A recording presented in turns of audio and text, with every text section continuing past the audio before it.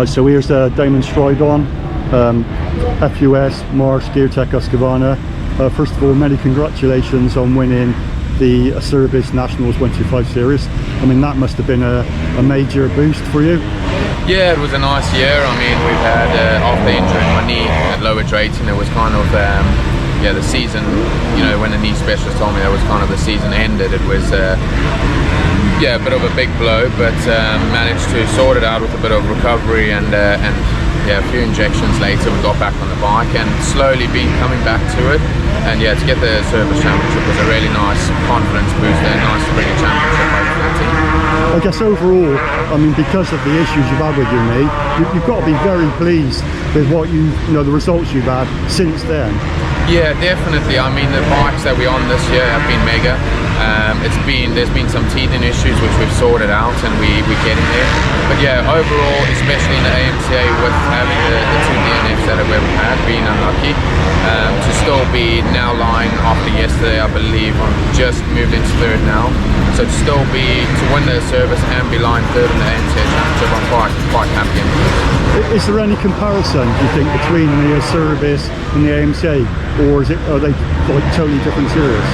I think I mean, I was chatting to a few riders yesterday, and I think there's probably 5 or 10 riders in each championship that are fairly, you know, decent and really fast guys. And it would almost be nice to bring all those guys into one race and have sort of 10 or 15 quick riders. But you get a lot of guys like Neville Bradshaw, etc., who come and sort of jump in for the odd race, and that's nice because you get to mix it up with those boys and see where you're lying. So are you happy like to stay in the 125 like for next year and beyond, or are you looking to maybe switch capacity? Yeah, I think I always enjoy the 125. I mean, with my job, unfortunately, I don't get to be on the bike as much as I would like to be. So when I've raced 450 in the past, etc., it's a tough one because you've got to be physically strong on a 450 to race it properly, I believe. So yeah, I'll definitely be chatting to Mike and see what he wants me to do, and we'll test a few different things. There's something in the pipeline, and we're going to do a bit of testing and see. But I think, yeah, probably 1 to 5, or maybe we do something different. We'll see. Okay, well done, and the best of luck for the remaining races this season. No, thank you very much. Right, so here's Corey Hockey, Midwest Racing Husqvarna. Earlier in the season, started on MX2, few issues, had to switch to 125, but that appears to have been a major switch as regards results-wise. I had a bit of problems with my 52 stroke at the start of the year. It wasn't no one's fault, it was just mechanical issues, so I wasn't too fussed on it. It wasn't a big thing, but I rode a 125 when the bike played up at a round, and I absolutely fell in love with it straight away. And I thought, you know what, my championship was sort of over anyway because I lost so much points, and I made the switch to the 125 class, and it's been the best decision I've ever made. I think it's so much fun. The racing's even more intense than I thought it would be, and I'm having fun every lap, smiling all the time, so it's real good. Okay, I think you said at the time that it was like 7 or 8 years before you rode the last time you rode a 125. Did you find the switch easier than what you thought, or did it take a while to adjust? The only thing I found different was the fuel injected bike, the gearing and the engine's different. So, and back in 2016 I was a couple stone lighter, so the bike was just fast, whereas now I'm so used to the faster bikes, getting back on the 125 and being more like an adult now, I never had as much grunt. So for me, I had to change my gearing, I had to learn how to ride the bike again. So, but best thing I've ever done, 100%, and I'm really enjoying the bike. Yeah, this is day 2 at Bromsberrow. Day 1, you had I think second and first. Yeah. Was that your first ever win on the 125? That's my first win in the AMCA Championship on the 125, and I come close to the last round, but Deanie got me on the last corner. Fair play to him. But I've always been there, every race I'm top 3, and I'm fighting right to the end for the win, so I'm glad to finally get it done.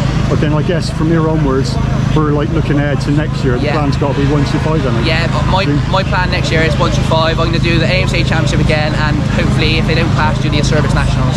Okay, thanks very much. Thank you very much. Cheers. Thanks. Right.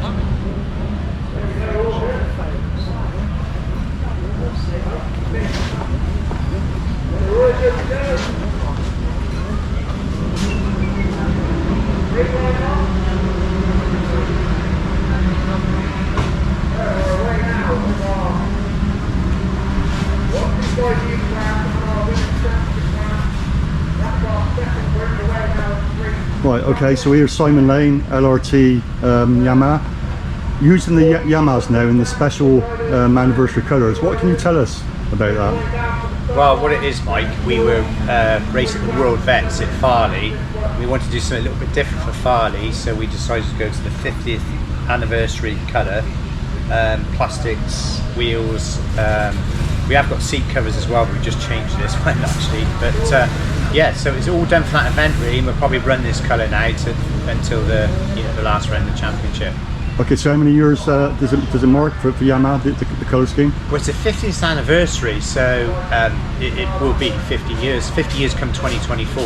So yeah, but this year was 93, I believe. This colour was 93, right? So we're all running the 93 colours, rocking the old good old 90s. Okay, changing the subject a little bit. We're at the penultimate round, Bromsberrow. Yeah.